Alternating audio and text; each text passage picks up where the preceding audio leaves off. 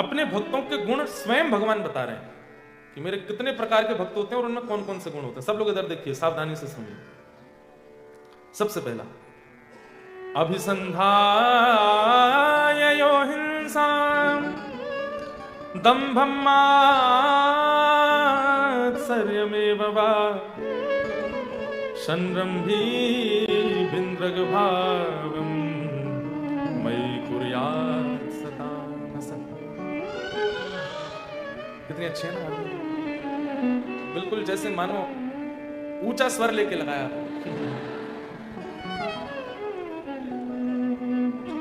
सबसे पहला भगवान बता रहे हैं तामस, मेरे तामसी भक्त का स्वभाव कैसा होता है। अभिसंधाय यो हिंसाम, ये करते तो मेरी भक्ति है, आते तो मेरे मंदिर में है, मेरा भजन भी करते हैं, नाम भी करते हैं, कथा भी सुनते हैं, उपासना भी करते हैं, लेकिन इनकी तामसिकता खत्म नहीं होती। मतलब कथा भी सुनेंगे, मंदिर भी जाएंगे, नाम जप भी करेंगे, पर खाने की बारी आ जाए तो प्याज भी खा जाएंगे, लहसुन भी खा जाएंगे, कभी कभी तो मांस तक भी खा जाएंगे, छोड़ नहीं सकते। पीने की बारी आ जाए तो चलो सोडा आदि तो कोई बात नहीं, लेकिन वो भी पी लेते हैं जो नहीं पीना चाहिए। मतलब भजन भी करते हैं और सारे संसार के काम भी करते हैं। ठाकुर जी कहते हैं ये तामसी भक्त है।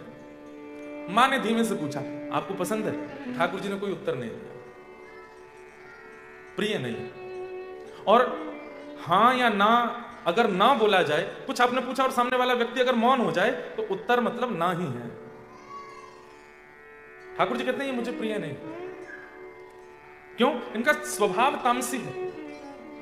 पता चल जाए कि एडिलेट में कथा हो रही है तो पूरी योजना बनाएंगे, हम सुनने जाएंगे, हाँ पूरे परिवार सहित जाएंगे, ठीक है, 2 दिन कथा भी सुनेंगे, नवरात्रि में 9 दिन पूरी देवी जी की चौकी बैठाएंगे, और वो श्रावण का महीना आएगा रोज शंकर जी पर जल चढ़ाने जाएंगे। लेकिन जब सामान्य दिनों की बात आती है तो खाने में भी कोई कसर नहीं, पीने में भी कोई कसर नहीं, और हम केवल खाने पीने तक ना रहे, स्वभाव में भी छल भी करते हैं, कपट भी करते हैं, दंभ भी करते हैं, दूसरों का बुरा भी करते हैं, निंदा भी करते हैं, सब काम करने में ये रुचि रखते हैं। मतलब एक प्रकार से संसारी जीव है, पर उसमें एक गुण है क्या, वो कथा भी सुनते हैं। जैसे रावण सारे गलत काम करता है, लेकिन उसका एक गुण आ जाता है क्या, महादेव की उपासना भी करता है, नित्य महादेव का अभिषेक भी करता है, त्रिपुंड भी लगाता है, संस्कृत का विद्वान होने की वजह से रोज नए नए स्तुतियों की रचना भी करता है तो भक्त। यस्यास्त्रे द्राट डाट डुट डुट ममलम टम टटम टम टटम टम डम शम डुडम शम डुहि डुहि चकितम भूपके भूपनालम तैलम तैलम तो तैलम कुकु कुकु कुकु क्वांग क्वांग क्वांग क्वांग क्वांग ध्यायन्ते यस्य कान्ते वचसित सकलम पातु नो चंद्रचूड। अब सुनकर के क्या लगा, कितनी अद्भुत स्तुति है, शंकर जी का श्लोक है। रचनाकार कौन है? दशानन रावण। तो जो लोग उस समय में ये स्तुतियां सुनते थे,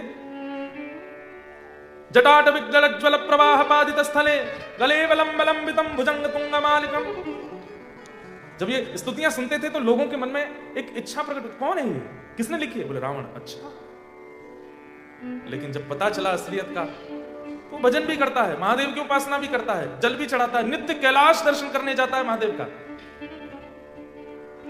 लेकिन ना तो व्यवहार में परिवर्तन, ना स्वभाव में परिवर्तन, ना भोजन पानी में परिवर्तन, ना अपनी क्रिया में परिवर्तन। ये तामसी भक्त है।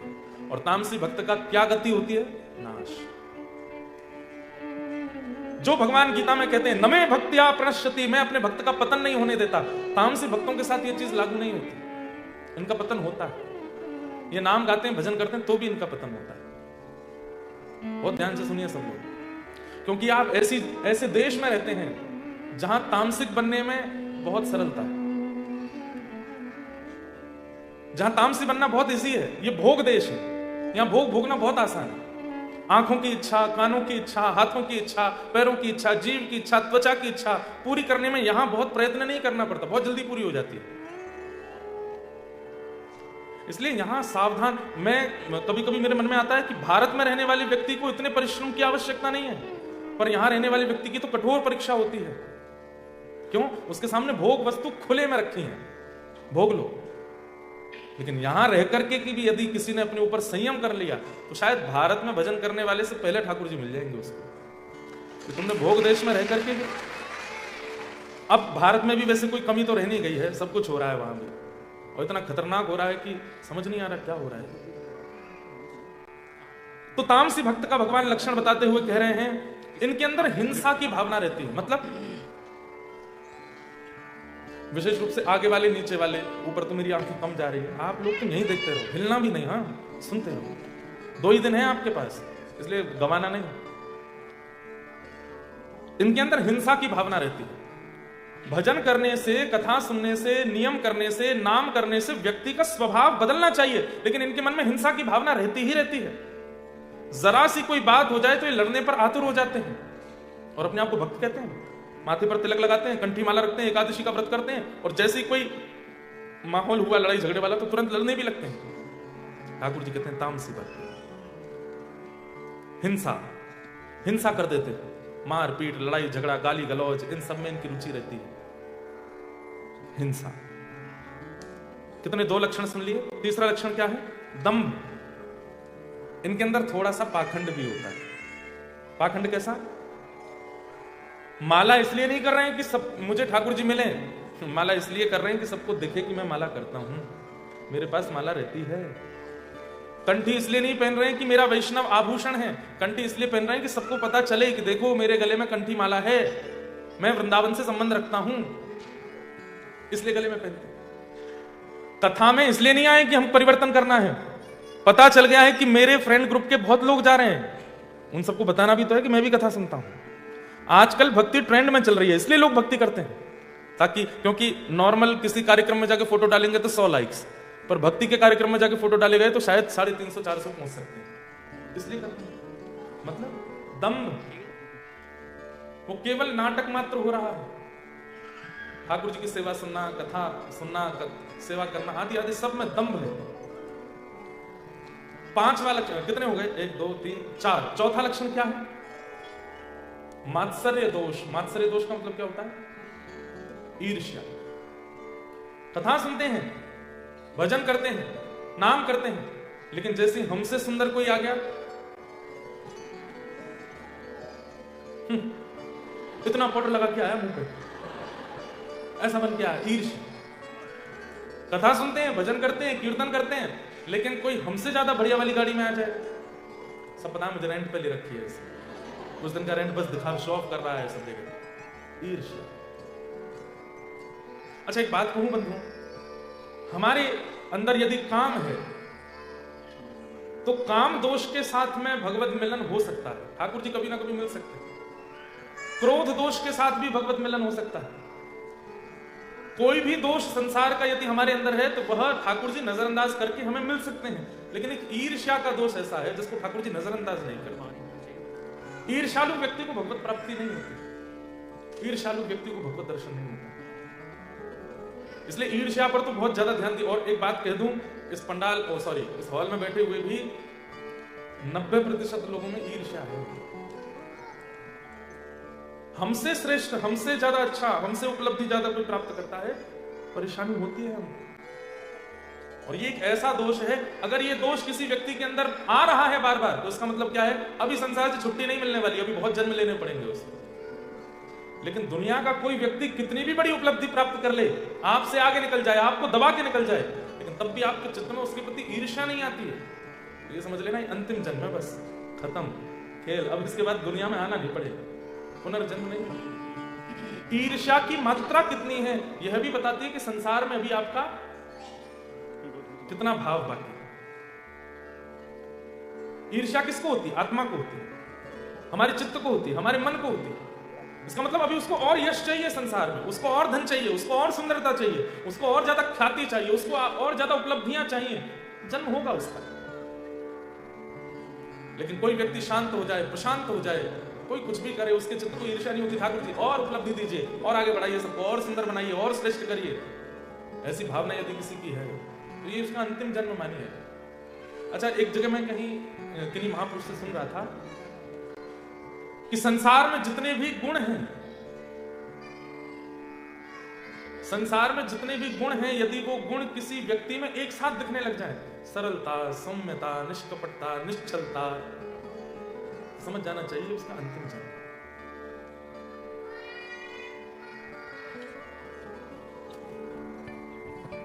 मात्सर्य, इस दोष से बचिए। तो भगवान कह रहे हैं तामसी भक्तों में पहला लक्षण क्या है? ये कथा भी सुनते हैं, कीर्तन भी करते हैं, नाम जप भी करते हैं और सारे गलत काम भी करते हैं। दूसरा, इनके अंदर हिंसा की भावना बहुत ज्यादा होती है, लड़ाई झगड़ा मारपीट करने के लिए सदैव तैयार रहते हैं। तीसरा लक्षण, दंभ पाखंड ज्यादा करते हैं, भजन कम करते हैं। चौथा, ईर्ष्या की भावना में सदा संलिप्त रहते हैं, मात्सर्य दोष से युक्त रहते हैं। संरंभी भिन्नक भावम मयि कुर्यात् सतामस। इस प्रकार से भजन करने वाले लोगों को मैं तामसी भक्त कहता हूं। मां, ये मुझे प्रिय नहीं, ये मुझे अच्छे नहीं लगते। तब मां कहती हैं तो फिर दूसरे भक्त कौन से हैं? तब ठाकुर जी कहते हैं दूसरे भक्त हैं राजस भक्त। आप कौन से हैं? देखो, व्यक्ति सब जानते हैं कि मेरे अंदर क्या गुण है, क्या अवगुण है, मैं कैसा हूं, ये सबको पता है। इसलिए जो जो लक्षण यहां बताए जा रहे हैं, अगर किंचित भी वो लक्षण आपके अंदर है तो स्वयं स्वीकार कर लेना कि हाँ मैं ये वाला हूं। अगर तामसी लक्षण है, किसी को बताइए मत, पर स्वीकार तो कर ही लीजिएगा यहां पे कि हाँ ये मुझे है। दूसरा लक्षण क्या है? राजस भक्त। विषयान् विसन्धाय यश ऐश्वर्यमेव वा अर्चादावर्चयेद्यो मां पृथक् भावस राजस। राजस भक्त के लक्षण क्या है? तो ठाकुर जी कहते हैं ये मेरे पास केवल मांगने ही आते हैं, ये मेरे पास केवल मांगने ही आते हैं। हे ठाकुर जी, मेरा ये काम करवा दी, सोने का छत्र चढ़वाओ। काम जैसे होने लगता है तो बीच में फिर सोने का तो बहुत महंगा हो रहा है, चांदी का करवा। ठाकुर जी को लोभ देते हैं, हे दुर्गा मैया मेरा ये काम करो। वैष्णो देवी पैदल चढ़ के आऊंगा ऊपर। लोभ दे रहे ठाकुर जी को। जैसे कोई राजनेता को लोभ देता है कि हमारे यहाँ का ये काम करवा दीजिए, हम आपका ये काम करवा देंगे, हम आपको ये करवा देंगे, हम आपको वोट दिलवा देंगे। अरे आप ठाकुर जी से डील कर रहे हो। ये राजस भक्त है जो केवल विषय के लिए ठाकुर जी से पार्टनरशिप करने लगता है, बिजनेस पार्टनरशिप हो रही है। हे महादेव, मेलबर्न वाली से मेरा ब्याह करा था कैसे? उसके अलावा कोई है नहीं इस संसार में जिसके संग में रह सकूं। आप एक मेरा ये काम करा दीजिए। हे महादेव, आप ही कर सकते हैं। हनुमान चालीसा का पाठ कर रहे हैं दिन रात, कैसे भी हमारा ब्याह कर। हनुमान चालीसा कहेंगे, हनुमान जी महाराज कहेंगे मैं स्वयं ब्रह्मचारी हूं भाई। मतलब विषयों के लिए ठाकुर जी की आराधना करने वाला व्यक्ति।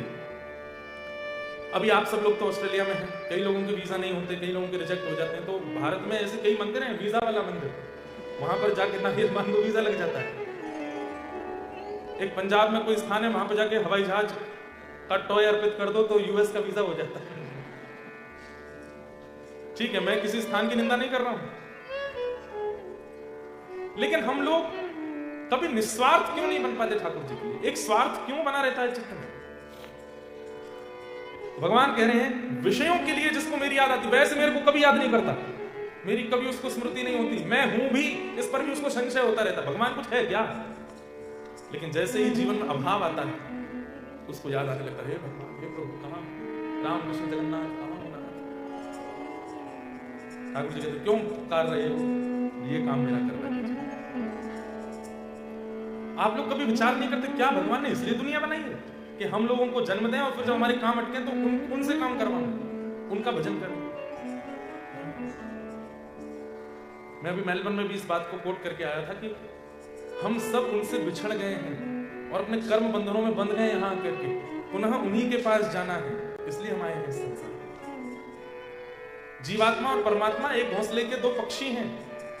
जीवात्मा रूपी पक्षी संसार को देख के कहता है, अभी मैं कल होबार्ट से ड्राइव करके कौन सी जगह गए थे? लॉन्चेस्टर तस्मानिया में, उसको बोलते हैं कि ऑस्ट्रेलिया का सबसे बढ़िया ड्राइव। हम खुद चला के ले गए गाड़ी, सब देख के अच्छा था, क्या बढ़िया पहाड़ थे, क्या बढ़िया नदियां थी, क्या सरोवर थे। एक बात कहूं, पहाड़ तो हैं आपके ऑस्ट्रेलिया में, पर इन पहाड़ों पर बद्री विशाल और केदारनाथ नहीं। नदियां तो हैं पर गंगा यमुना जैसी आचमन करने वाली नदियां नहीं। लोग तो हैं पर उन लोगों के चित्त में श्री किशोरी जी नहीं। वन तो है पर वृंदावन नहीं है। सब कुछ है लेकिन फिर भी बहुत कुछ सीखना है भारतीय लोगों को। हमारे पास अमृत जैसी वस्तुएं हैं लेकिन हमने उनके स्तर को बहुत सामान्य कर दिया। और उसके पीछे कारण भी है कि भारत का सबसे बड़ा जो मुझे लगता है कि एक थोड़ी सी कमी जो रह रही है वो ये क्षेत्रफल छोटा है, जनसंख्या बहुत ज्यादा है। आपका ऑस्ट्रेलिया इतना बड़ा है, जनसंख्या तो ऐसी है, कितनी है टोटल कितनी है पूरा ऑस्ट्रेलिया की? है दिल्ली से कम है। हम तो सोचे यूपी के आसपास कुछ होगा। और सोचो भारत से 3 टाइम बड़ा है ऑस्ट्रेलिया, हाँ 7 टाइम्स बड़ा है, लो और ज्यादा। और जनसंख्या दिल्ली से भी कम। भारत में इसलिए थोड़ी अव्यवस्थाएं थोड़ी ज्यादा हो जाती है क्योंकि वहां पर जनसंख्या बहुत ज्यादा है, संभाल पाना बहुत मुश्किल है। नहीं तो भारत का रखरखाव ऐसा होना चाहिए जैसे यहाँ का। एक चीज का अंतर और है, भारत में पवित्रता बहुत है, स्वच्छता नहीं। पर यहाँ पर स्वच्छता बहुत है, पवित्रता नहीं। यहाँ पर स्वच्छता तो बहुत है। व्यक्ति आपको ऐसा लगेगा हाँ क्या बढ़िया कोट पहन के आया है, क्या शूज कितने बढ़िया है इसके, गाड़ी कौन सी बढ़िया लग्जरी कार में से उतरा। बोलोगे had you bath today? No, it's a winter season, we only bath twice a week. हफ्ते में 2 ही बार नहाते हैं।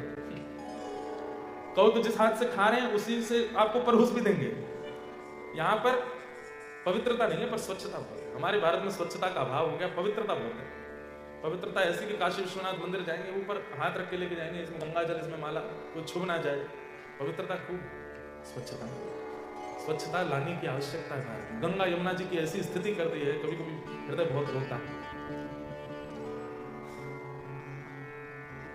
तो राजस भक्त कौन? जो केवल विषय की याचना करता है ठाकुर जी से। एक बार एक भक्त ने ठाकुर जी की तपस्या की, तपस्या करके भगवान प्रकट हो गए, बोले मांगो क्या चाहिए।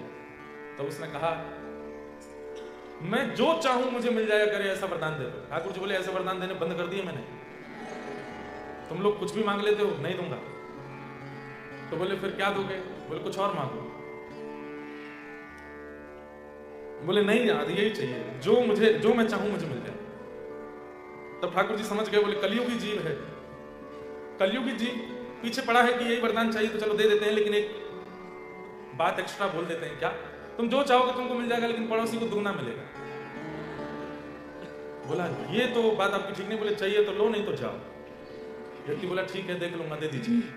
अब वो जो भी मांगता है, एडिलेड में मेरा घर बन जाए, उसका तो घर बना, पड़ोसी को 2 बन गए, बड़े बड़े बन गए। एक गाड़ी आ जाए मेरे पास, उस पर गाड़ी आ गई, उस पड़ोसी को 2 आ गए। मेरी बढ़िया वाली जॉब लग जाए, मिलियंस कमाया करूं, वो तो मिलियंस की जॉब लगी, पड़ोसी की ट्रिलियंस की लग गई। एक सुंदर सी कन्या से मेरा ब्याह हो जाए, इसके तो 1 हुए, पड़ोसी के 2 ब्याह हो गए। अभी तक तो मांग रहा था, लेकिन अब इसको ईर्ष्या होने लगी। तपस्या की मैंने, वरदान मांगा मैंने, और ये हंस करके मेरे सामने से निकलता है, जानता नहीं मेरी तपस्या का फल भोग रहा है। रुक जा, जो भी मांगता हूं तुझे दुगना मिलता है ना। अब घाटी की वस्तु मांगूंगा, मुझे 1 घाटा होगा, तुझे दुगना होगा। हे भगवान, मेरे घर के बिल्कुल मेन डोर पर कुआं निकल आवे, उसको तो 1 निकले, पड़ोसी को 2, वो निकल ही नहीं सकता, इतने बड़े कुआं। हंसने लगा, बोले अब आएगा आने। हे नाथ, ये 2 आंखें आपने दी, मैं 1 से भी देख सकता हूँ, 1 आंख फूट जाए मेरी 1 फूटेगी, उसकी 2 फूटेगी। ईर्ष्या धीरे धीरे करके मेरा 1 हाथ कट जाए, उसके दोनों कट गए, मेरा 1 पैर कट जाए। ईर्ष्या बस सब खत्म कर। हम लोग ऐसे हैं। इसलिए भैया प्रार्थना, ईर्ष्या है, भजन करके सबसे पहले ईर्ष्या को दूर कीजिए कि ये दोष मेरे चित्त से जाए, ये दोष मेरे अंदर से निकले। आपसे भी कई लोग ईर्ष्या करते होंगे। भारत में जिनके साथ आप आना चाहते थे वो तो रह गए वहीं पे, आप आ गए, या साथ में आए थे आप यहाँ सेटल हो गए, उनको वापस जाना पड़ा, तो वो भी आपसे ईर्ष्या करते हो। दुनिया करे करने दीजिए, आप मत कीजिए किसी से ईर्ष्या नहीं। ठाकुर जी कह रहे हैं राजस भक्त विषयान विसंधाय, ये मेरे को केवल विषयों की प्राप्ति के लिए याद करता है। घर बनवा दो, मोटर गाड़ी दे दो, पत्नी ठीक कर दो, बच्चों की पढ़ाई करवा दो, इसके लिए अच्छा वर दिलवा दो, इसके लिए अच्छी पत्नी बता दो, मेरे बच्चों को बीमारी हो गई है ठीक हो जाए, मेरी माता जी बीमार है ये ठीक हो जाए, मैं इतने लड्डू का भोग लगाऊंगा, मैं इतनी परिक्रमा करूंगा। करते हम सब हैं, और दुर्भाग्य की बात मैं कथा में लगभग बोलता हूं इस बात को, लोग मुझसे ही आके फिर पूछने लगते हैं महाराज जी उसके लिए क्या करना चाहिए। भाग्य से ज्यादा समय से पहले नहीं मिलेगा। क्यों इतना हम लोग हाथ पैर फेंकते हैं? सीधा सीधा हरिनाम कीजिए, भजन कीजिए, ठाकुर जी का सिंपल सीधा नाम उच्चारण कीजिए। जो प्राप्त होकर के आपका भला होगा वो मिल ही जाएगा, और जो प्राप्त नहीं होना वो चला जाएगा। दूसरा, ऐसे भक्त केवल यश की प्राप्ति के लिए मेरी आराधना करते हैं। यश मतलब सब जगह मेरा नाम। ऐश्वर्य की प्राप्ति के लिए मेरी आराधना करते हैं। यश ऐश्वर्य में विवाह अर्चा दावर चयेद्यो माम, ये सुनने वाली बात। ऐसे लोग केवल मेरी मूर्ति में निष्ठा रखते हैं। मेरे भक्तों में, वैष्णवों में, प्रियजनों में, संतजनों में इनकी कोई निष्ठा नहीं है। ये केवल मंदिर में मूर्ति में मुझको देखते हैं और कहीं नहीं देखते। ये कौन है? राजस भक्त। क्या आपको पसंद है? ये भी मुझे प्रिय है। जो हरिजनों का भजन ना करे। एक बात बोल दूं, हरि को भजोगे तो हरि वैकुंठ देंगे, लेकिन हरिजन भक्तों को भजोगे तो भक्त हरि को ही दे देंगे। इसलिए हमारी वृंदावन परंपरा में ठाकुर जी पाछे हैं, ठाकुर जी के जन पहले, ठाकुर जी के भक्त पहले, ठाकुर जी के जनों की सेवा पहले, गुरुओं की सेवा पहले। हमारे वृंदावन में आकर के देखो, ब्रजवासियों की, रसिक जनों की ऐसी सेवा करते हैं भक्तजन। क्यों? बोले इससे ठाकुर जी प्रिय प्रसन्न होंगे। और ये बात कोई ऐसी कहने वाली नहीं है, स्पष्ट रूप से श्रीमद् भागवत में वृत्रासुर ने कही है, अहम हरे तब पादैकमल दासानुदासो भवतास्म भूय मनस्मरे तासुपते गुणमस्ते।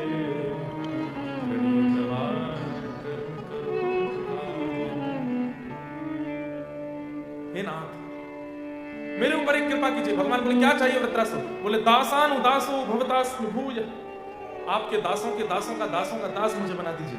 ठाकुर जी बोले मुझे नहीं मांगा तूने, तू मुझे नहीं मांग रहा, दासों के दास क्यों? तो वृत्रासुर कहता है, बोले नाथ मैं आपको बहुत प्रसन्न करना चाहता हूं। यदि मैं सीधे आपके चरण पकड़ूंगा तो आप केवल प्रसन्न होते हैं, लेकिन जब दासों के दासों का चरण पकड़ता हूं तो आप बहुत प्रसन्न होते हैं। ठाकुर जी बोले प्रूव करके दिखाओ। बोले गजेंद्र ने आपको बुलाया था, जब मगरमच्छ ने उसका पैर पकड़ा था तब गजेंद्र आपको बुला रहा था, नारायण खिलगुरो भगवान नमस्ते। लेकिन हंस पर बैठ करके जब आप आए हैं, गरुड़ पर बैठ करके जब आप आए हैं, आपने अपने सुदर्शन चक्र से उस गजेंद्र की रक्षा बाद में की, उसके चरणों को मुख में लेके बैठा हुआ वो मगरमच्छ, उसका उद्धार पहले किया। दासान दासो भवतास्म भूय, उद्धार पहले गजेंद्र का होना चाहिए था, पर गजेंद्र से पहले ग्राह का। अरे पुत्र के जन्म होने पर पिता खुश होता है, लेकिन कुछ साल बाद जब पुत्र का पुत्र जन्म लेता है तब तो पिता नाचने लगता है। तो नाथ, इसीलिए मैं आपका नहीं, दासान दासो भवतास्म। ठाकुर जी ने हृदय से लगा लिया वृत्रासुर। इसलिए हम हनुमान जी की आराधना करते हैं। क्यों? क्योंकि हनुमान जी राम जी के दास हैं, हम हनुमान जी के दास हैं, तो दासान दास। हम मीराबाई का चरित्र सुनते हैं, हम सूरदास जी की आराधना करते हैं, हम भक्तों गोस्वामी तुलसीदास जी का चरित्र सुनते हैं, कबीर दास की बातें मानते हैं। क्यों? दासान दास। ये सीधे ठाकुर जी को प्राप्त कर चुके हैं, हम इनको प्राप्त कर लें, उससे हमारा कल्याण। हम मित्रवंश महाप्रभु को प्रणाम करते हैं, हम स्वामी श्री हरदास जी को प्रणाम करते हैं, हम श्रीमद रामानुजाचार्य जी को प्रणाम करते हैं, हम रामानंदाचार्य जी को प्रणाम करते हैं, हम श्रीमद वल्लभाचार्य जी को प्रणाम करते हैं। क्यों? प्रणाम से ठाकुर जी, ये इनको प्रणाम करेंगे, ये हमें योग्य बनाएंगे कि हम ठाकुर जी को प्राप्त।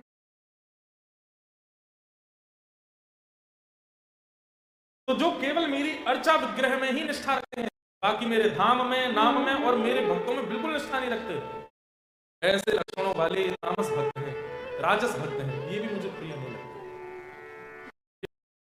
प्रिय नहीं, अच्छा नहीं। तब मैया ने कहा तो फिर तीसरे भक्त कौन है? तब भगवान कहते हैं सात्विक भक्त। तो सात्विक भक्त के लक्षण क्या है? तो कर्म निर्हारमुद्दिश्य परस्मिन् वा तदर्पणम् यज्ञेदष्टव्यमिति वा पृथक् भाव। ये कथा वैसे तो मैं चाहता तो कुछ हास्य पद, कुछ आनंद में प्रसंग भी ले सकता था, लेकिन नीम गिलोय खाते हैं ना तो लंबे काल तक गुलाब जामुन खाने की संभावना बढ़ जाती है। समझ में आई बात? अगर आप नीम भू खाए हो, नीम गिलोय खाए हो, पहले से अपने आप को भीतर से अंदर से बिल्कुल पुष्ट कर रखा है, तो फिर गुलाब जामुन खाओ, पिज्जा खाओ, पास्ता खाओ, बर्गर खाओ, कुछ भी खा लो, सब पचा लो। तो जो आनंद में प्रसंग है वो सब मीठे हैं, सीधे खिलाती तो शुगर हो जाएगी आपको, इसलिए पहले नीम गिलोय खिला रहे, ताकि जब मीठा मीठा प्रसंग सुनो तो कहीं आप लोग, और ये प्रसंग जरूरी है, समझने पड़ेंगे आपको, ऐसी बातें हर वर्ष तो नहीं होती यहाँ पे, ये सब बातें आपको पता होनी चाहिए, क्योंकि आप भारत से बहुत दूर हैं। कर्म निर्हार उद्देश्य परस्मिन् वा तदर्पणम यज्ञे दष्टव्यमिति वा पृथक भावस सात्विकः। सात्विक भक्त कौन सा है? तो भगवान कहते हैं ये अपना कर्म करता है और कर्म में पूरा श्रम लगाता है, जीत जाए तो भी मेरी कृपा मानता है, हार जाए तो भी मेरी कृपा मानता है। जीत जाए तो कहता ठाकुर जी थैंक यू, हार जाए तो कहता कोई बात नहीं, ये दुनिया का अंत नहीं, फिर प्रयास करके कुछ और हासिल करना। कर्म निर्हार उद्देश्य परस्मिन् वा तदर्पणम, ये जो कुछ भी करता है सब मुझे अर्पित करता रहता है। मेरा आपकी कृपा से सब काम हो, करते हो तुम कन्हैया, करते हो तुम कन्हैया, मेरा नाम हो रहा है, कृपा से सब काम हो रहा है। पतवार के बिना ही मेरी नाव चल रही है, पतवार के बिना ही मेरी नाव चल रही है। हैरान है ज़माना मंजिल भी मिल रही है, हैरान है जमाना मंजिल भी मिल रही है। करता नहीं सब काम हो रहा, करता नहीं मैं कुछ भी, सब काम हो रहा। क्यों? ओ करते हो तुम कन्हैया, करते हो तुम कन्हैया, मेरा नाम हो रहा, की कृपा से सब काम हो रहा। मेरा आपकी कृपा से सब काम हो रहा। सब कुछ हो रहा है और सबको करने में कृपा ठाकुर जी की मान। मैं नहीं था सामर्थ्य में ऑस्ट्रेलिया आ सकता, मैं घर बना सकता, अपने बच्चों को पढ़ा सकता, सब ठाकुर जी ने कराया। और इतनी दूर आने के बाद भी ठाकुर जी को नहीं भूला, वृंदावन को नहीं भूला, ब्रज को नहीं भूला, ब्रजवासियों को नहीं भूला। आज भी याद आती है, कोई वृंदावन का नाम बोल देता है तो बस मन व्याकुल हो जाता है। कोई किशोरी जी का नाम बोल देता है, कोई बरसाना का नाम बोल देता है, नंदगांव बोल देता है, गोवर्धन बोल देता है, तो बस मन करता है कि सब छोड़ के चलो वहीं रहना। ऐसी स्थिति बनी है तो समझो भगवत कृपा है आपके ऊपर कि सारी चकाचौंध देखने के बाद भी, सब कुछ प्राप्त करने के बाद भी आप दीन हो, आप झुके हुए हो, आप सरल हो, अहम स्पर्श नहीं करता आपका, कभी मान या अभिमान से आपका सीना फैलता नहीं, किसी को बताने की इच्छा नहीं होती कि मुझ पर ये है, मैंने ऐसा किया, मौन रहने का मन होता है, तो समझो भगवत कृपा है आपकी। कई लोग होते हैं अगर हमने नहीं पूछा तो वो जानबूझ के बताते हैं कि हमारे पास ये भी है, हम ऐसा भी करते हैं, ये वाला भी बात है, ये भी है, ये भी है। क्यों? और कई लोग हैं अत्यंत योग्य होते हुए भी मौन बैठे रहते हैं, कुछ नहीं बताते। एक जगह मेरी कथा हुई, बहुत विशाल कथा, भारत में हजारों लोग कथा में आते थे। पूरी कथा में आने वाले सब श्रोताओं की भोजन की व्यवस्था, कथा कराना, कथा सुनना, ये सब तो चलो खर्चा होता ही है, पर सोचिए 35,000 आदमी भोजन कर रहा है, 40,000 आदमी भोजन कर रहा है। 7 दिन तक मुझे पता लगा कि एक व्यक्ति जो रोज आके पूजन करते थे, तो हमने कहा कि 7वें दिन मैंने कहा आपने भाई बहुत बढ़िया कथा। बोले महाराज जी रो गए, बोले मैं तो कंपनी का मैनेजर हूँ, मालिक साहब तो मैं पीछे बैठ के कथा सुनता, मुझे ही यजमान बना दिया ताकि वो दिखने नहीं किसी को, कर तो वही रहे। मन में इतनी सात्विक भावना उनके लिए आई ना कि इतना सब कुछ करने के बाद भी पीछे रखने की इच्छा हो। क्यों? क्योंकि मैं कर ही नहीं रहा हूं, सब ठाकुर जी कर रहे हैं। ये सात्विक भक्त का लक्ष्य है। बड़ी से बड़ी क्रियाएं करने के बाद भी, बड़ी से बड़ी योग्य सफलताएं प्राप्त करने के बाद भी अत्यंत दीन बना रहता है। अत्यंत दीनता, अत्यंत शांति, अत्यंत मौन की स्थिति में रहता है, भगवान कहते हैं वो सात्विक भक्त है। क्यों? क्योंकि वो ये विश्वास कर चुका है कि मैंने किया ही नहीं, ठाकुर जी ने कहा। ये मुझसे अच्छा एक बात बोलूं, ऐसे बोलने वाले लोग बहुत मिलेंगे आपको। जैसे आपने किसी घर, क्या बढ़िया घर बनाया आपने, सब ठाकुर जी का है। बोलने वाले तो बहुत मिलेंगे, आपकी पत्नी बहुत अच्छी है, सब ठाकुर जी ने मिलाई है जोड़ी। तो आपके बच्चे बड़े योग्य हैं, भगवान की कृपा है भैया, हमारा तो कुछ नहीं, सब भगवान की कृपा। ऐसे बोलने वाले बहुत मिलते हैं, पर ये सब बोलने वाले नहीं, मानने वाले वो सात्विक है। घर बहुत बढ़िया बनाया, ठाकुर जी कृपा। ठाकुर जी अगर प्रकट होकर ला बेटा ला चाबी दे दे, जाते मेरे कृपा से मतलब मेरा घर है, ला। हर परिस्थिति में ठाकुर जी ऐसे सात्विक। माँ ने पूछा ये आपको पसंद है? ठाकुर जी बोले हाँ ये मुझे प्रिय है, ये मुझे अच्छे लगते हैं। क्योंकि वास्तविकता में मां संसार में किसी की ताकत ही नहीं है कि वो कुछ कर सके, ये मेरी कृपा से ही हो रहा है सब। एक बात स्पष्ट कर दूं, हमारे जीवन में जो भी हम अनुचित करते हैं वो सब अपने कर्मों से करते हैं, अपनी बुद्धि से करते हैं, अपनी योग्यता से करते हैं, और जो भी उचित करते हैं वो ठाकुर जी कराते हैं। हमारी योग्यता नहीं होती, हमारी क्षमता नहीं होती। इसलिए हर परिस्थिति को ठाकुर जी को अर्पित करके दीन रहना, दैन्य भाव में रहना, मौन रहना, योग्य होते हुए भी अपने आप को सरल बना लेना, ये सात्विक व्यक्ति का लक्षण है। जैसे कई ऐसा होता है कि हमारे ब्राह्मण कुल में या हमारी व्यास परंपरा में कोई बहुत विद्वान होता है ना, तो वो विद्वानों जैसा गेटअप रख लेता है, यहां से यहां तक बड़े बड़े चंदन लगा लेंगे, जटा वटा बना लेंगे, यहाँ पे इनमें सब में कुछ पहन लेंगे, चलेंगे तो एक आदमी पीछे डंड लेके चलेगा, छत्र चमर आदि वो ठीक है। शंकराचार्य आदि महापुरुष तो उनके साथ तो रहता ही है, उनका तो वो प्रोटोकॉल है, पर कई लोग जबरदस्ती बनाए रखते हैं ताकि उनके चाल चलन से लगता है कि भाई ये कुछ है। ऐसे कोई बहुत धनवान होता है तो वो भी शो ऑफ में लगा रहता है, कुछ ना कुछ दिखाना, कैसे भी बताना कि मैं धनवान हूँ, मेरे बिना बोले इनको पता चल जाए कि मैं धनवान हूँ। ये सब सात्विक व्यक्ति का लक्षण नहीं होता। सात्विक कैसा होता है? अति दीन, अति शांत, कोने में बैठा होगा चुपचाप। हनुमान जी के विषय में आता है, यत्र यत्र रघुनाथ कीर्तनम तत्र तत्र कृतमस्तकांजलिं बाष्पवारि परिपूर्ण लोचनम मारुतिं नमत राक्षसांतकम्। जहां जहां ठाकुर जी की कथा होती है, हनुमान जी निश्चित आते हैं, यहां भी आए हैं, मुझे आपको नहीं पता, आए हैं।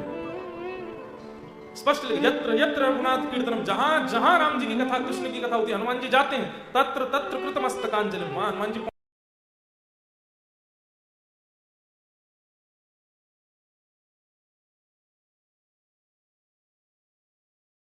सामान्य से कोई नेता आ जाता है तो उसको लगता है मुझे आगे बैठाया जाए, कुर्सी पे बैठाया जाए, इतना सब कुछ शो।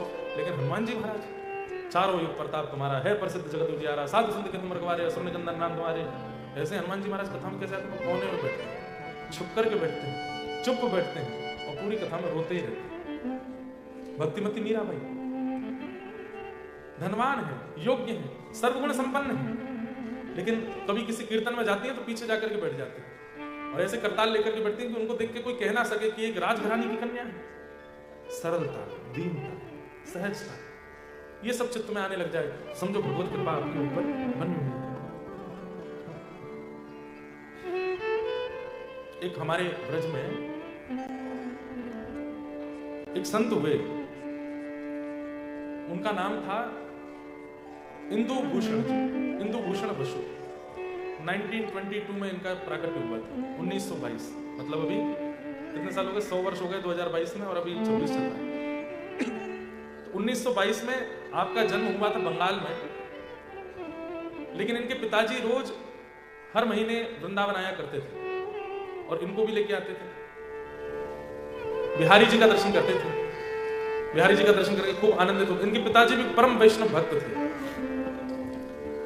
लेकिन बार बार वृंदावन जाते जाते जाते जाते जाते जाते प्रारंभिक स्थिति होती है कि आपने ठाकुर जी को देखा, लेकिन एक स्थिति आती है कि ठाकुर जी ने आपको देखा। आपने ठाकुर जी को देखा, दोनों में अंतर समझिएगा। आपने अगर ठाकुर जी को देखा तो आप वापस आने के लिए तैयार भी हो जाओगे, गाड़ी में भी बैठ जाओगे, एयरपोर्ट भी पहुंच जाओगे, फ्लाइट में बैठ के ऑस्ट्रेलिया वापस आ भी जाओगे, इसका मतलब आप देख के आएंगे। लेकिन यदि ठाकुर जी ने आपको देखा होगा, ठाकुर जी की दृष्टि आप पर पड़ी होगी, तो गाड़ी में बैठने में भी हाथ पैर कांपे, बार बार ठाकुर जी से कहोगे कुछ कर दो, बादल फाड़ दो, वर्षा कर दो, गड्ढे कर दो, दिल्ली ना पहुंच पाए हम, फ्लाइट छूट जाए हमारी। और ज्यों ज्यों वृंदावन से दूर जाओगे त्यों त्यों वेदना बढ़ती रहेगी। दिल्ली पहुंच भी गए तो फ्लाइट में बैठने से पहले लगेगा पासपोर्ट कहीं गिर जाए मेरा, वीजा मेरा खत्म हो जाए, इमिग्रेशन वाले यहीं रोक दें कि तुम नहीं जा सकते। उससे भी क्रॉस हो गए तो लगेगा कोई टेक्निकल प्रॉब्लम आ जाए इस विमान में, ये उड़ ही नहीं पावे, भगवान सॉरी पायलट बीमार हो जाए, कुछ तो करो। कहने का अभिप्राय मतलब ये सब नहीं कि इतना सब कुछ बिगड़े, लेकिन मन में आने लगा मुझे नहीं जाना है, मुझे वृंदावन से दूर नहीं जाना है, मैं व्रत से दूर नहीं रह सकता। इसका मतलब क्या है? ठाकुर जी की दृष्टि आप पर पड़ेगी, इसीलिए इतनी वेदना हो रही है, इतनी व्याकुलता हो रही है। तो जो इंद्रभूषण जी थे, इंद्रभूषण वसु, इन पर बिहारी जी की दृष्टि पड़ गई। जब 18 वर्ष की हुई थी, सारी पढ़ाई आदि पूरी हो गई थी, लेकिन बिहारी जी की ऐसी दृष्टि पड़ी कि अब ये वृंदावन जाके वापस कलकत्ता जब जाते थे तो रोते थे और अपने पिताजी इनको पूछते क्यों रोते, बोले कि ये नहीं पता बस मुझे, मैं क्यों रो रहा हूँ, मुझे क्यों रोना आता है। वृंदावन से जाते हैं तो ऐसा लगता है मेरे प्राण जाना नहीं चाहते, जबरदस्ती कर रहा हूं।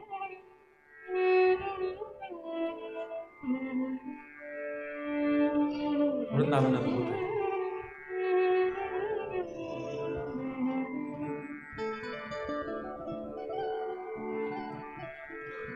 मीराबाई कहती हैं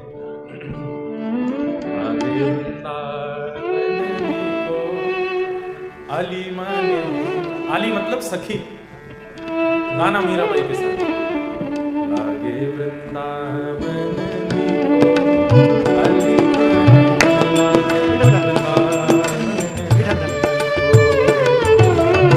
नीको मतलब सुंदर, नीको आली माने लागे वृंदावन नीको।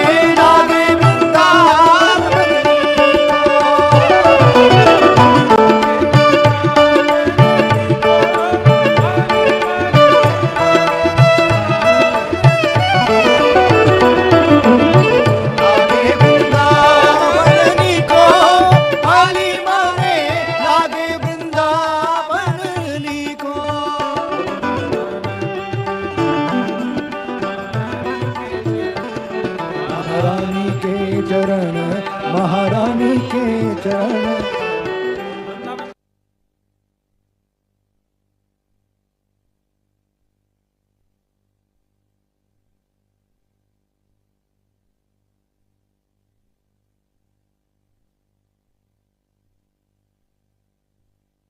के चरण राधा रानी के चरण मेरे मन भूल मत जइयो श्यामा प्यारी के चरण भूल मत जइयो श्यामा प्यारी के चरण मन भूल मत जइयो राधा रानी के चरण भूल मत जइयो राधा रानी के चरण राधा रानी के चरण महारानी के चरण राधा राधा रानी के चरण महारानी के चरण राधा मेरे मन भूल मत जइयो राधा रानी के चरण मन भूल मत जइयो श्यामा प्यारी के चरण जाकू श्याम उर हेर राधे राधे राधे टेर जाकू श्याम उर हेर राधे राधे राधे टेर ओ बांसुरी में बेर बेर करे नाम से रमण हे मन भूल मत जइयो श्यामा प्यारी के चरण हो जय राधे राधे श्री राधे राधे जय राधे राधे श्री राधे राधे जय राधे राधे श्री राधे राधे जय राधे राधे श्री राधे राधे वृषभानु दुलारी बरसाने वारी वृंदावन वारी कीरत सुत प्यारी जय राधे राधे श्री राधे राधे जय राधे राधे श्री राधे राधे जय राधे राधे श्री राधे राधे जय राधे राधे श्री राधे राधे जय राधे राधे श्री राधे राधे जय राधे राधे श्री राधे राधे जय जय श्री राम जय जय श्री राम जय जय श्री राम जल्दी से बैठ जाओ मन भूल मत जइयो राधा रानी के चरण मन भूल मत हो राधा रानी के चरण महारानी के चरण राधा रानी हे मन भूल मत जइयो श्यामा प्यारी के चरण मन भूल मत। तो श्री राधा रानी कौन है? जैसे अब वैसे तो राधा कौन है, श्री किशोरी जी कौन है, व्याख्या करने के लिए 2 दिन तो बहुत ही कम है, और अभी अगर मुझे आधा घंटे में भी करना हो तो भी बहुत कम है। लेकिन मैं बस एक सरल सी परिभाषा यदि बता दूं तो जैसे मुझे आनंद आता है तो मेरे आनंद व्यक्त करने का एक तरीका है। आप सबको आनंद आता है, आपके आनंद व्यक्त करने का एक तरीका है। किसी को आनंद आता है तो उसको भूख लगती है, अच्छा लगता है तो उसको भूख लगती है। किसी को आनंद आता है तो उसको नाचने का मन होता है, किसी को आनंद आता है तो वो रो जाता है, किसी को आनंद आता है तो वो हंसता है, किसी को आनंद आता है तो वो कूदता है, किसी को आनंद आता है तो वो नहाता है। एक हमारी परिकर में भैया, उनको आनंद आता है तो कपड़े धोते हैं, है कि नहीं? यहां नहीं आए हैं, लेकिन वो कहते हैं कि महाराज जी दुल्हे धुलाए कपड़े धो देते हैं दोबारा, आनंद आ रहा है। हर व्यक्ति का आनंद एक्सप्रेस करने का एक तरीका है। ऐसे जब ठाकुर जी को आनंद आता है तो वो एक्सप्रेस नहीं कर पाते। क्यों? उसकी मात्रा इतनी होती है कि उसको एक्सप्रेस करें कैसे। तब ठाकुर जी का आह्लाद, आह्लाद मतलब आनंद की चरमोत्कृष्ट परिस्थिति। हम आप सब लोग तो सुख में ही रहते हैं, सुख की चरमोत्कृष्ट परिस्थिति आनंद, आनंद की चरमोत्कृष्ट परिस्थिति आह्लाद। तो ठाकुर जी का जो आह्लाद है वो किशोरी जी के रूप में प्रकट हो गया है, इसलिए आह्लादनीय शक्ति है। तो राधा रानी अलग नहीं है, ठाकुर जी का ही चित्त श्री किशोरी जी के रूप में प्रकट है। इसलिए मन भूल मत जयो राधा रानी के चरण, मन भूल मत।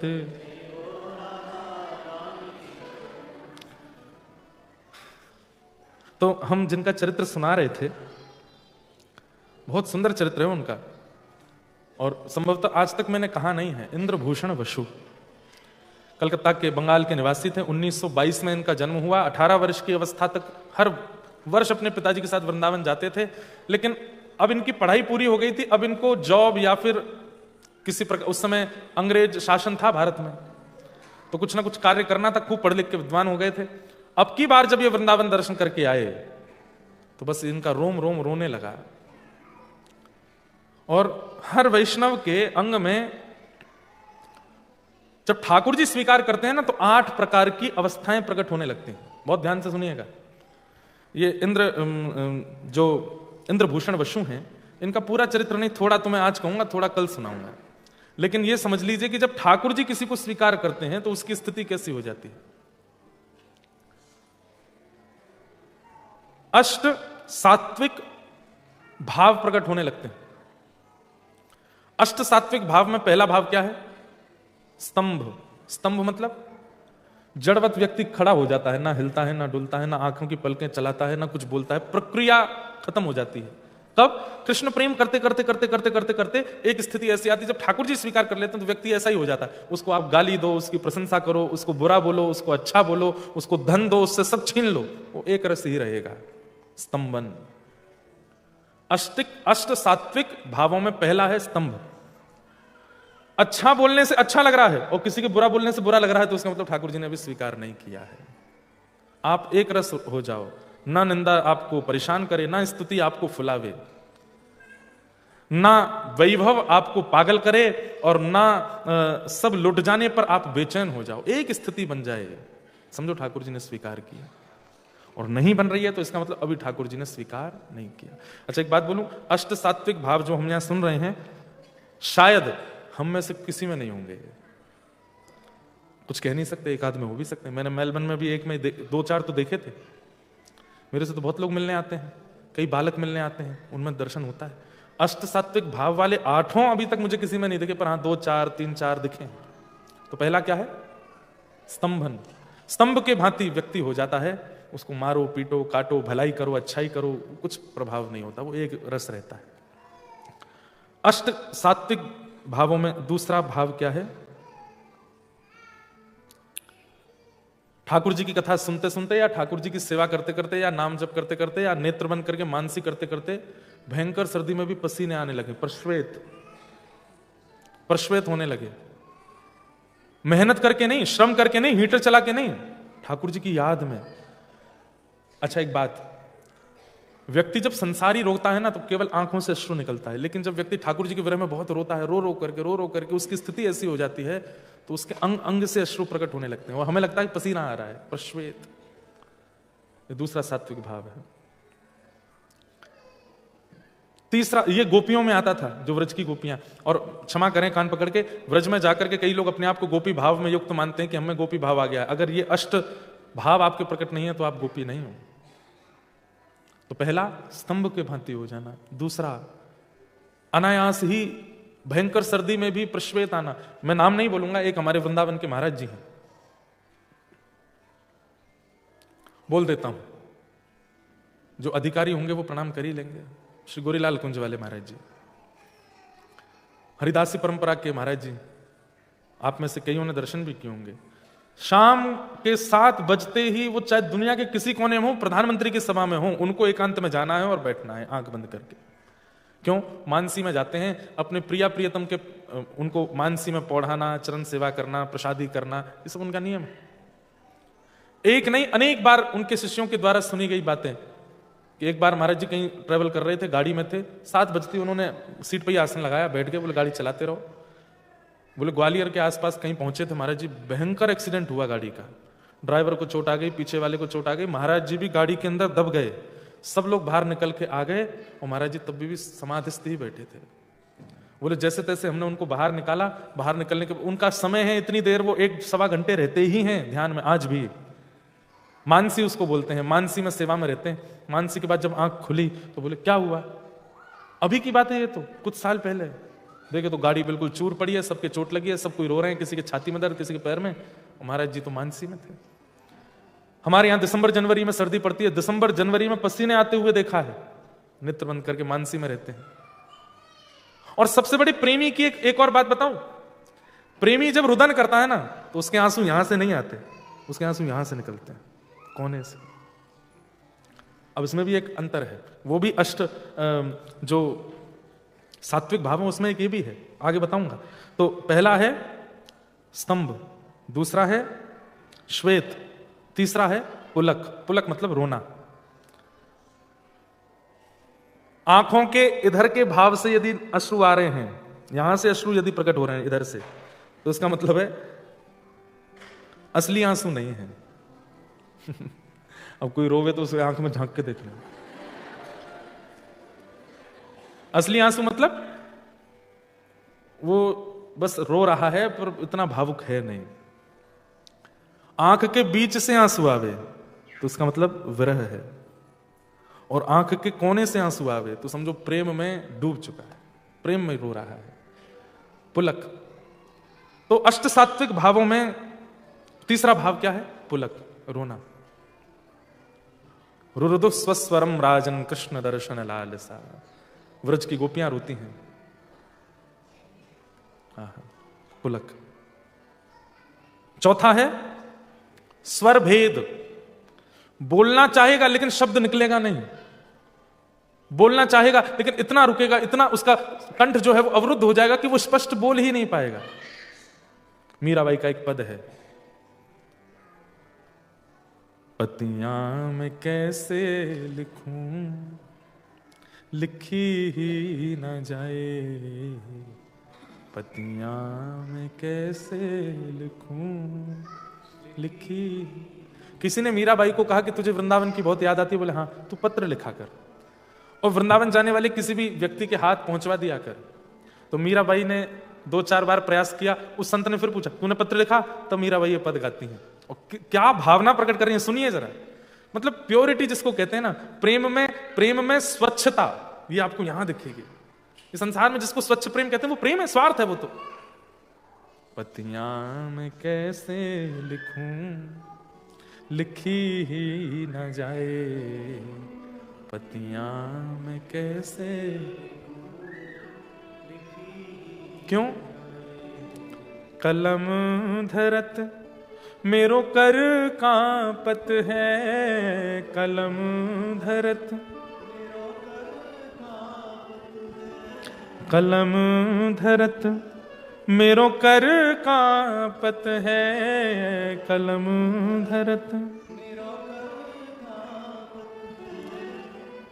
मैं कैसे लिखूं पत्र? क्योंकि जब लिखने बैठती हूं तो मेरे हाथ बहुत कांपते हैं, और जैसे तैसे मैं दूसरे हाथ से पकड़ के लिख भी लेती हूं तो नैन रहे हैं झराए, ओ नैन रहे हैं। इतने आंसू निकलते हैं, इतने आंसू निकलते हैं कि जो लिखा सब मिट जाता है। पतियां मैं कैसे लिखूं लिखी ही न जाए, पतियां मैं कैसे लिखूं। प्रेम के सारे लक्षण दिखेंगे आपको। क्या कह रही हैं भाई साहब? बात कहूं तो कहत न आवे, बात कहूं क्यों? जियरा रयो है डराए, हो जियरा। पतियां मैं कैसे लिखूं, लिखी ही न जाए, पतियां मैं कैसे। विपत हमारी, अरे मैं ना लिख सकती हूं, ना बोल सकती हूं, ना कुछ कह सकती हूं। बोले तो मेरी स्थिति देख लीजिए और आप वृंदावन जाके बिहारी जी से बता देना मीरा की ऐसी स्थिति है। विपत हमारी देख तुम चाले, विपत बस कहियो हरि जो सो जाए हो। हरि को जाके बता देना मीरा की स्थिति क्या है, खा नहीं पाती, पी नहीं पाती, सो नहीं पाती, पूरे दिन रोती रहती है, अरे उस पर कृपा कर दो। मीरा के प्रभु गिरधर नागर, मीरा के। एक ही इच्छा, किसी ने पूछा वृंदावन जाके तुम्हारी स्थिति बता देंगे, ठाकुर जी ने पूछा कि मीरा चाहती क्या है, तो क्या बताएं? बोले मीरा के प्रभु गिरधर नागर, मीरा के चरण कमल लिपटाए हो, चरण कमल। बस और कुछ नहीं चाहिए, कह देना कि वो अपने चरण में स्थान दे दे।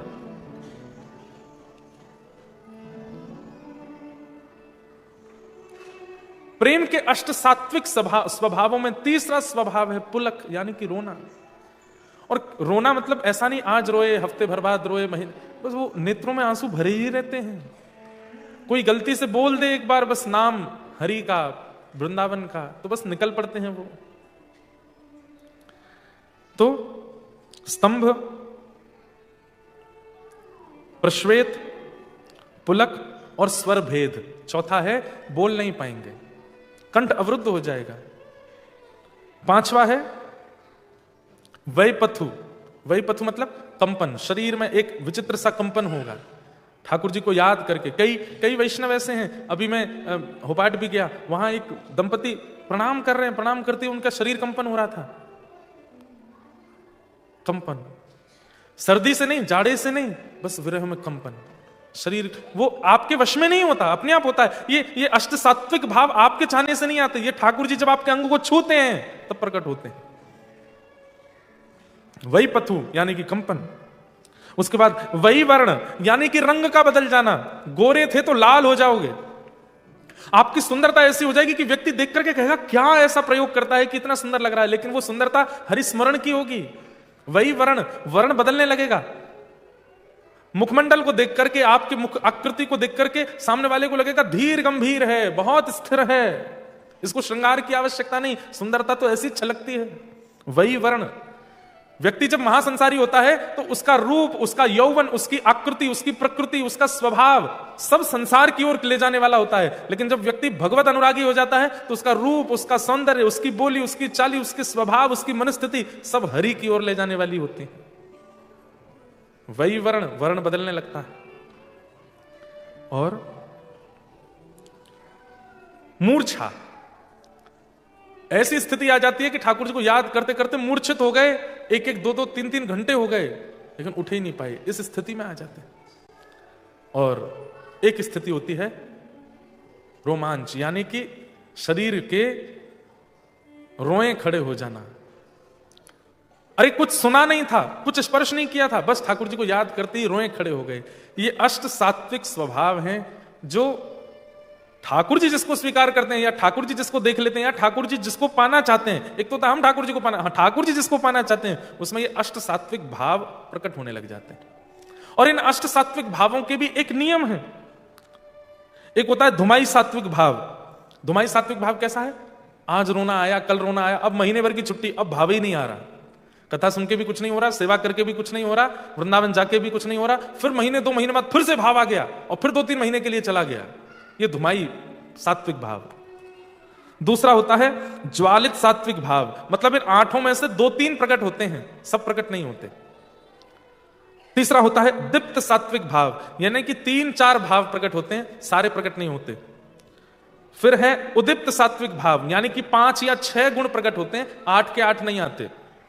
और एक है सुदीप्त, सुदीप्त सात्विक भाव में 8 भाव प्रकट होते हैं। सुदीप्त सात्विक भाव वाले लोग इस पूरे ब्रह्मांड में उंगलियों पर गिन सको इतने ही होंगे, सब नहीं। तो जो इंद्रभूषण वसु 18 वर्ष की अवस्था में बिहारी जी का दर्शन करने के लिए जब गए और जब बिहारी जी से वापस आने लगे तो इनमें ये अष्ट सात्विक भाव प्रकट हो गए। अष्ट सात्विक भाव मतलब स्तब्ध हो गए, जड़वत, यहां से अश्रुपात होने लगे, शरीर कंपायमान होने लगा, प्रश्वेत के बिंदु गिरने लगे। इनके पिताजी कहने लगे, लाला क्या हुआ क्या हुआ? बस हरि हरि हरि हे हरि हे हरि हे हरि, श्री वृंदावन श्री वृंदावन श्री वृंदावन, प्राण वृंदावन जीवन वृंदावन, बस ऐसा करके रोने लगे। आपके पिताजी जैसे तैसे आपको लेकर के आए कलकत्ता। कलकत्ता आकर के तो वो विरह और ज्यादा व्याकुल कर दिया उसने। तब आपने अपने पिताजी से कहा कि मुझे दीक्षा लेनी है, और नागेंद्र मठ में जाकर के आपने 20 वर्ष की अवस्था में गुरुदेव से दीक्षा ली। और दीक्षा के बाद इनका नाम हो गया ज्योति प्रकाश दास, यानी कि इंद्रभूषण वसु का नाम ज्योति प्रकाश दास हुआ। दीक्षा के बाद इन्होंने अपने गुरुदेव को जब प्रणाम किया तो गुरुदेव ने आशीर्वाद दिया, जिस भावना से तुमने दीक्षा ली है वो भावना तुम्हारी पूरी हो। गुरु को प्रणाम करने के बाद अपने पूज्य पिताजी को प्रणाम किया और कहा, पिताजी आपसे कुछ चाहिए? बोले क्या चाहिए? बोले वचन दीजिए जो मांगूंगा तुम मना नहीं करोगे। बोले नहीं करूंगा, तू मांगना। बोले मैं अब संसार से विरक्त होकर वृंदावन में रहना चाहता हूं और श्री प्रिया प्रियतम की नित्य भक्ति करना चाहता हूं, आप कृपा करके मना नहीं कीजिए, मुझे आज्ञा दे दीजिए। इनके पिताजी ने स्वीकार किया और स्वीकार करके इनको वृंदावन जाने की आज्ञा दी। वृंदावन आकर के इंद्रभूषण वसु जी रहने लगे। 2-3 वर्ष तक वृंदावन में रहे। बिहारी जी मंदिर जाते थे, जाकर के बिहारी जी का नित्य दर्शन करते थे। चलते फिरते लोग जो बता देते थे वो भाव धारण करते थे, लेकिन ठाकुर जी का अनुभव इनको नहीं हुआ। एक दिन इनके मन में आया, मैं वृंदावन में हूं, यहां तो ठाकुर जी रास करते हैं, ठाकुर जी के घर जाना चाहिए। घर कहां है? बोले गांव। बोले गांव कौन सा? बोले नंदगांव। नंदगांव चलो। तो नंदगांव गए। नंदगांव में जाकर के वहां रहने लगे। नित्य ठाकुर जी की आराधना, रोज ढूंढना, कभी वन में जाते, कभी वृक्षों पर चढ़ करके, कभी सरोवर तालाब पोखर सब में ढूंढते, कहीं ठाकुर जी मुझे मिल जाएं। हम सोचते थे कान्हा कहीं कुंजन में होगा, हम सोचते थे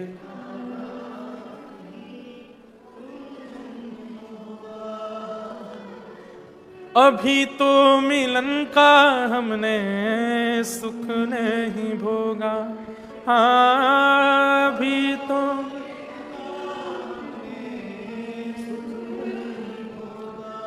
सुन के प्रेम की परिभाषा, सुन के मन में बंधी थी जो आशा, मन में आशा हुई रे निराशा, झूठी दे गया दिलासा हमें, श्याम ना मिला हमें, हमें श्याम ना मिला हमें, श्याम ना। हे सुने राधिका दुलारी, सुने तेरे द्वार का भिखारी,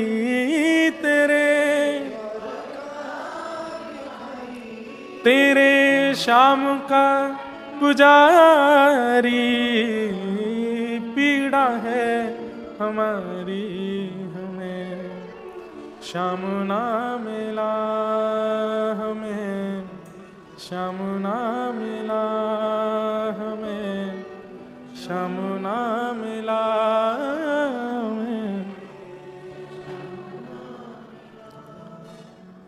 इंद्रभूषण जी ढूंढते हैं कहां है ठाकुर जी। गाय चरती हुई जाती हैं तो पीछे पीछे दौड़ते हैं, ग्वारियाओं को पकड़ लेते हैं। बोले आप बता दीजिए ना श्याम सुंदर कहां? बोले हमें क्या पता कहां है। बोले तुम भैया सबरे गैया चराओ, तुमको पता होती होगी ग्वारिया कन्हैया कहां को गए है। गोपियों के द्वार पर चले जाते हैं नंदगांव में और द्वार पर खड़े हो जाते हैं। गोपी निकल के आती, कहा चाहिए बाबा? बोले कछुना चाहिए। कन्हैया तुम्हारे घर माखन चुराए हुए आमे, नेक बताए दो कहां है। अरे बाबा बाबड़ो होगो दिखे, ये 1922 चल लो है, ठाकुर जी तो ठाकुर जी तो माखन चोरी द्वापर युग में क्यों करते, ये तो कलयुग चल रहा है। अरे तुम सब मुंह मिलवानो ना चाहो या हमारे मुंह को ना बता रहे हो, सब जगह ढूंढते।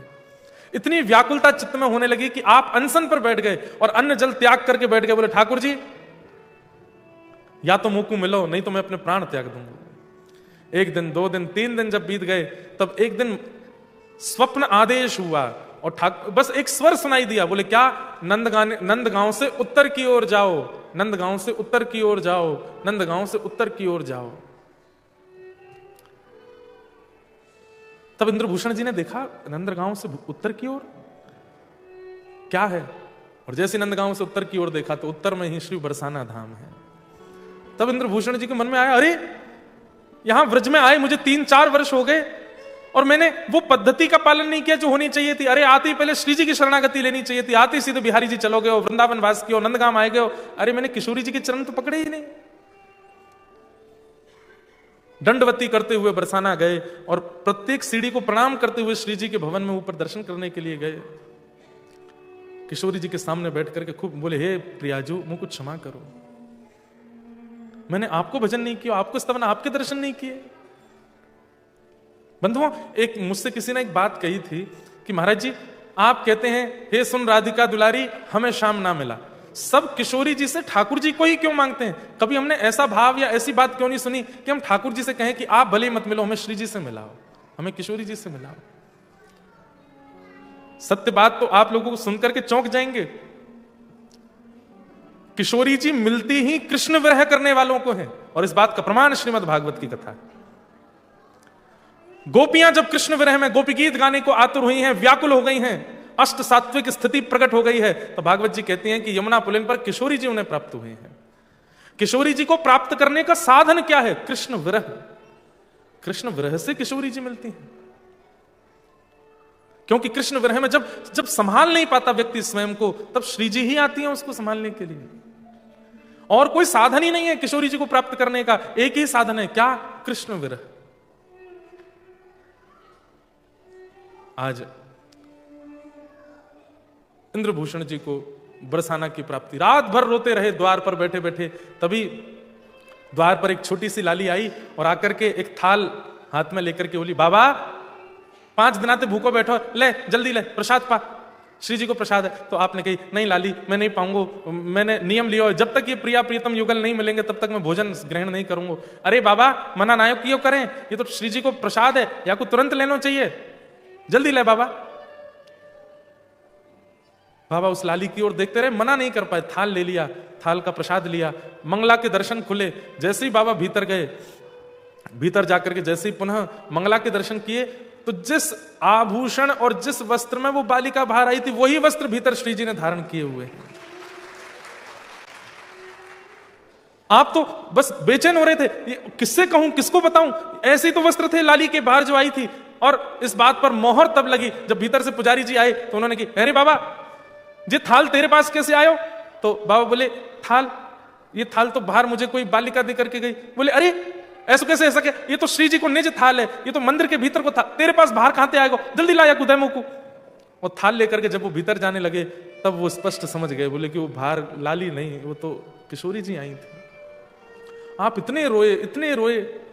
तब किशोरी जी से कहा कि हे श्यामाजू कृपा करो, मेरो जन्म क्यों भयो है, मैं बंगाल का जन्मा, वृंदावन से मुझे प्रीति क्यों हुई है, मुझे किस कारण से यहां बुलाया है, ये मुझ में जो भाव प्रकट हो रहे हैं ये मेरी क्षमता तो नहीं है, मेरे परिवार में भी किसी ने इतना भजन नहीं किया, ये मुझ में ऐसे गुण लक्षण क्यों आ रहे हैं, क्यों मैं इतना बेचैन आपसे मिलने के लिए हो रहा हूं, क्या बात है, स्पष्ट करो। तब किशोरी जी ने स्वप्नाज्ञा करके कहा, अरे फूल सखी, और उनका नाम फूल सखी हो गया। तू हमारी फूल सखी है और तेरो काम फूलन सो श्रृंगार करके निकुंज बिहारी लाल को प्रसन्न करनो है। चल जा, अब इन फूलन की सेवा से आनंद कर। यही प्रसिद्ध फूल बाबा हुए ब्रजमंडल के। फिर अब ये फूलन की सेवा से कैसे श्री प्रिया प्रियतम को रिझाते हैं, कैसे ये फूल बाबा बने। इनका नाम एक फूल चोर बाबा भी था। यही इंद्रभूषण जी फूल सखी के रूप में वृंदावन में विराजे। किशोरी जी ने इन पर कृपा की। वो सब आगे का प्रसंग हम लोग कल से सुनेंगे। आज का समय यहाँ अधिक हो रहा है और कल आप लोग सब 6 बजे तक आने का प्रयास करेंगे। 6:15 बजे तक यहाँ सब भर जाएगा, तो 6:30 बजे कथा प्रारंभ हम कर देंगे, ताकि कल विश्राम है, 9 बजे तक हम लोग कथा का आनंद ले सकें। और कल और भी अभी तो 3 भक्तों के बारे में सुना है हमने, तामस, राजस और सात्विक। अभी निर्गुण तो सुनना है, तो निर्गुण भक्त और अन्य कई व्रज के भाव वो सब हम कल सुनेंगे। फूल सखी जी का भाव हम लोग सुनेंगे। आज के सत्र को विराम देने से पूर्व 1 हफ्ते में कौन आ रहे हैं पता है आपको? जगन्नाथ, महाप्रभु जगन्नाथ जी अभी अनोसर में है, अभी दर्शन नहीं हो रहे हैं महाप्रभु जी के। पिछले 15 दिन से ठाकुर जी के दर्शन नहीं हो रहे हैं। 1 हफ्ते बाद नंदी घोष रथ पर बैठ करके महाप्रभु जगन्नाथ आएंगे और पूरे विश्व को दर्शन होगा। उस समय हमारी कथा सिडनी में हो रही होगी और हम योजना बना करके कुछ ना कुछ रथ यात्रा का आनंद सिडनी में करेंगे। अभी भाव से गाओ जगन्नाथ। जो नहीं गाएगा उसको बगल वाले की सौगंध है। ऊपर नीचे जो बैठे हैं सबको गाना पड़ेगा। मेरे प्रभु जगन्नाथ चकानेन, जगन्नाथ चकानेन, नीलाचल वरे तू न संभाले तो हमें कौन संभाले हो। हाँ तू न संभाले तो हमें कौन संभाले हो। मेरे प्रभु जगन्नाथ चकानेन, हे जगन्नाथ चकानेन, नीलाचल वरे तू न संभाले तो हमें कौन संभाले हो। हे तुम्हें छोड़ जाऊं अब मैं किसके दुआरे। देखो एडिलेड वालों एक बात सीखो, भजन कीर्तन कैसे करना चाहिए। एक एडिलेड की लाली है छोटी सी, वो देखो बोरे, थोड़ा इसको जूम करके दिखाना, हाँ टीवी पे देखना। जैसे ही हम गाएंगे तुम्हें छोड़ जाऊं अब मैं किसके दुआरे, ओ हमें तू न संभाले तो हमें कौन संभाले हो। मेरे प्रभु जगन्नाथ चकानेन, जगन्नाथ चकानेन, नीलाचल वरे तू न संभाले तो हमें कौन संभाले हो। हे बलभद्र सुभद्रा संग आप विराजे, हे बलभद्र सुभद्रा संग आप विराजे, ओ हमें तू न संभाले तो हमें कौन संभाले हो। मेरे प्रभु जगन्नाथ चकानेन, जगन्नाथ चकानेन, नीलाचल वरे तू न संभाले तो हमें कौन संभाले हो। हाँ तू न संभाले तो हमें कौन संभाले हो। हे श्यामा हृदय कमल सो प्रगटो, श्री राधा हृदय कमल सो प्रगटो, और श्याम हृदय को भाई वृंदावन प्यारो वृंदावन, हे श्री वृंदावन मेरो वृंदावन, श्यामा हृदय कमल सो प्रगटो, श्री राधा हृदय कमल सो प्रगटो, और श्याम हृदय कुमार वृंदावन मेरो वृंदावन, हे श्री वृंदावन प्यारो वृंदावन, जिनकी कृपा से यह रस प्रगटो वृंदावन अभिराम,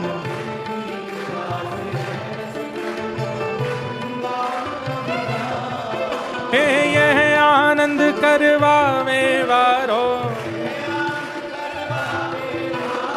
एडिलेड में बुलावे वारो। जो लोग बैठे हैं उन्होंने बहुत तगड़ी टिकट खरीदी है यहाँ आने के लिए, इसीलिए बैठे ही हैं कि कोई हमारी सीट पर बैठ नहीं जाए। अरे भैया, वृंदावन को याद तो भुजा उठा के करते हैं। यह आनंद करवावे वारो, हम सबको मिलवावे वारो। श्री राधा गिरधर लाल, वृंदावन प्यारो वृंदावन, हे श्री वृंदावन मेरो वृंदावन। हम सबको मिलवावे वारो, हम सबको यह आनंद करवावे वारो, यह आनंद। श्री राधा गिरधर लाल, वृंदावन मेरो वृंदावन, हे श्री वृंदावन प्यारो वृंदावन। जय राधे राधे।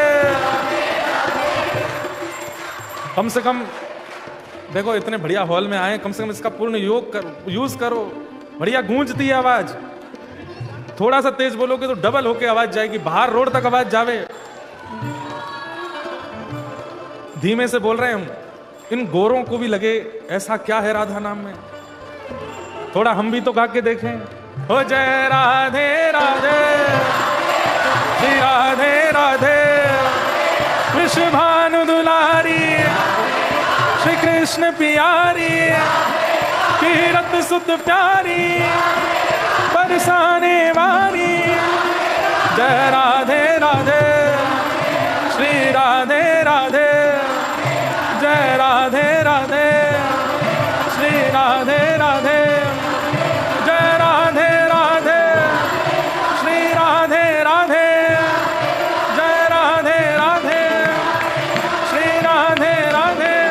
हमारो धन, हमारो धन, हमारो धन राधा श्री राधा श्री राधा,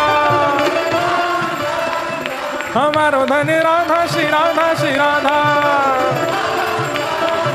जीवन धन राधा श्री राधा श्री राधा, परम धन राधा श्री राधा श्री राधा। जय जय श्री राधे, जय जय श्री राम, जय जय श्री राधे। बोल वृंदावन बिहारी लाल की, श्री राधा रमण लाल की, श्री राधा वल्लभ लाल की। पूछ री के लौटा की, हुप हुप प्यारे। क्या बात है बंसी वारेश। सबको जय श्री कृष्ण, जय सिया राम, जय श्रीमन नारायण, जय जय श्री राधे। कल कितने बजे आएंगे आप लोग? 5 बजे? हाँ नहीं, बढ़िया डॉलर वॉलर कमा के फिर आ जाना। 5 बजे आ जाइए। कल हम जय जय हैं। कल फिर मिलेंगे शाम 6 बजे, आप लोग उपस्थित होना। तब तक के लिए जय श्री कृष्णा। हम सुबह थोड़ा एडिलेड घूम के आते हैं, देखते हैं कैसा है आपका शहर, और फिर शाम को आपकी क्लास लगाएंगे कि कैसी नगरी है, कैसा पावन स्थान है। सबको जय श्री कृष्ण।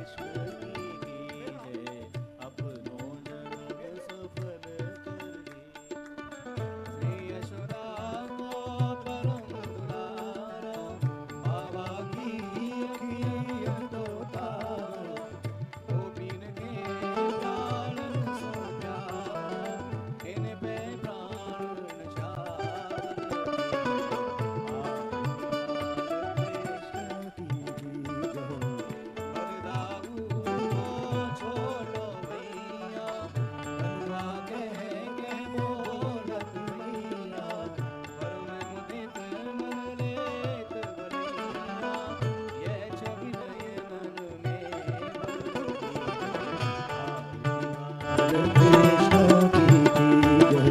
श्री राधा वन सुमर कन्हैया, ब्रज जन को नवनीत चुनैया, देखत ही मन देख बनैया, हवे इनको अपनो